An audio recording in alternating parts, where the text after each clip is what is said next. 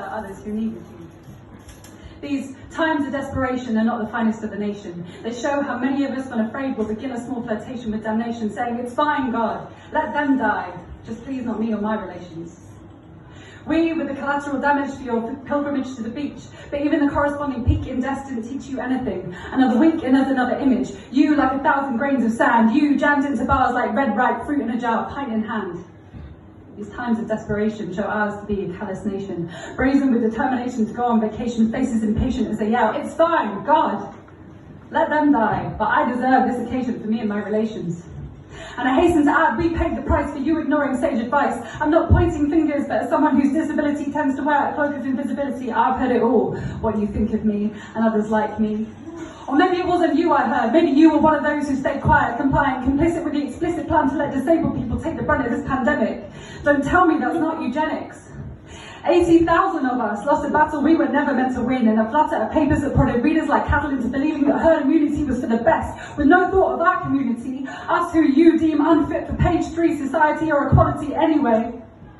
It's easy to shout over those who couldn't even come out of their homes and protest, and perhaps that's best because I saw you there, blaming protests for deaths, making scapegoats of those who wanted to escape white supremacy and rape. Protests didn't kill 130,000. Sure, there was crowding, but people spouting this nonsense just use it for their own astounding agenda. Well, here's a fact. Disabled people made up 60% of deaths in this pandemic. You can't tell me that's not eugenics.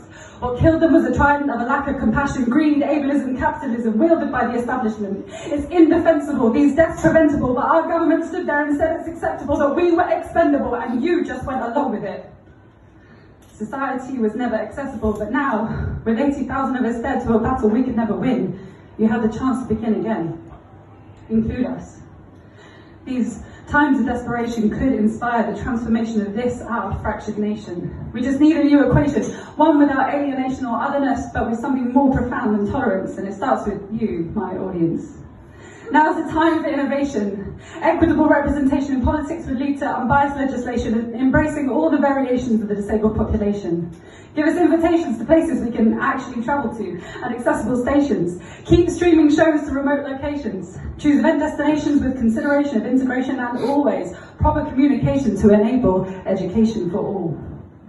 These adaptations, declarations of equality, such simple affirmations of our belonging in society, and with them we'd see we're just like you and your relations, deserving of life and all the wonders of creation.